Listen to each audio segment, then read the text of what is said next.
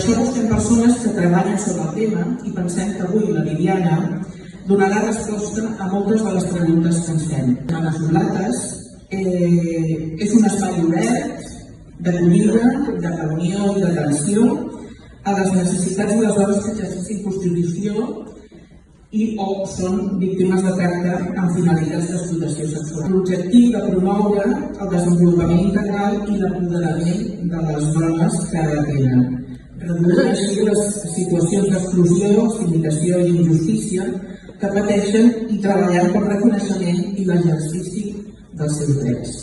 Així que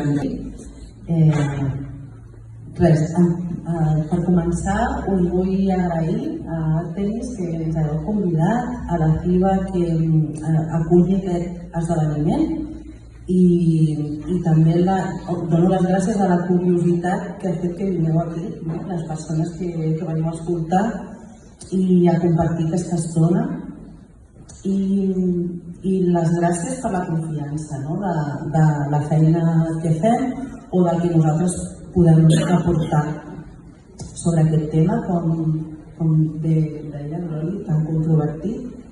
I també les gràcies per la valentia de voler parlar, que vulguem parlar d'això, perquè ara mateix és un dels temes que atravessen el feminisme i que molt sovint no es pot donar el diàleg. I llavors agraeixo la valentia i la curiositat. I també jo, menors d'edat, si en algun cas ha arribat, jo porto treballant com a treballadora social 2 anys i mig i no n'he vist cap,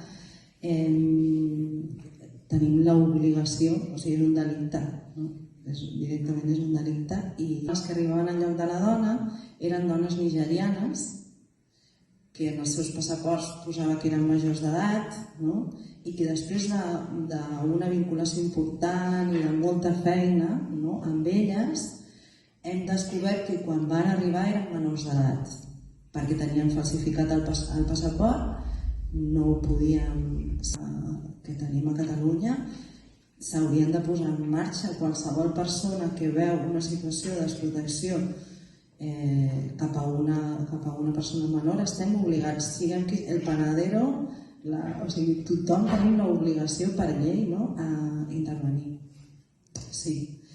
I ara, després del tema que deies de la digitalització, és el que us deia, aquest fenomen que està començant ara de la prostitució deslocalitzada.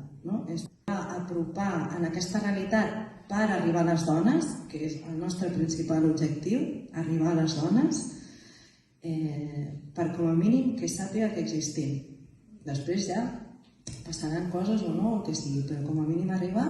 Llavors, doncs aquí, de moment, nosaltres no estem tenint dificultat, al revés, o sigui, cada vegada arriben més dones, o sigui, és exponencial a les dones. I ara el 2023 hem atès 716, o sigui, és bastant, o sigui, la curva sube mucho, no? I no crec que baixi això. Després de la llei de la llibertat sexual va haver molta por generalitzada i inclús utilitzaven els propis clubs i pisos a les dones perquè sortissin al carrer a denunciar aquesta situació, però qui estava allà qui estava patint eren ves el sistema que hi ha detrás. Va haver molta confusió i això ens ha dificultat una mica l'accés als pisos i clubs, és veritat. Però després penso, no tant, vigilants de poder seguir arribant. Sí que és veritat que a vegades hem d'anar 2 o 3, o sigui, jo us dic, fem 2 sortides a la setmana i anem a 2 pisos, a vegades anem a un pis i no aconseguim que ens obrin la porta, no? Però bueno, anem fent feina i després de cop coneixes algú que està en aquell pis, una altra dona i no sé què, i passem el contacte i aconseguim entrar. O sigui, com que ara tenim la sort o fem l'esforç de seguir arribant, les dones es passen entre elles al telèfon. Aquesta és la realitat. L'accés a la salut, podem fer nosaltres les targetes sanitàries, agendar visites ginecològiques, repartir material, o sigui, coses que són molt, molt bàsiques. per minimitzar el risc del propi treball de la prostitució. I llavors, com que hi ha un impacte positiu, encara que només sigui per venir, o sigui, és un espai d'acollida i és una realitat. Llavors això fa que seguim arribant a les dones, però sí que se'ns està posant difícil.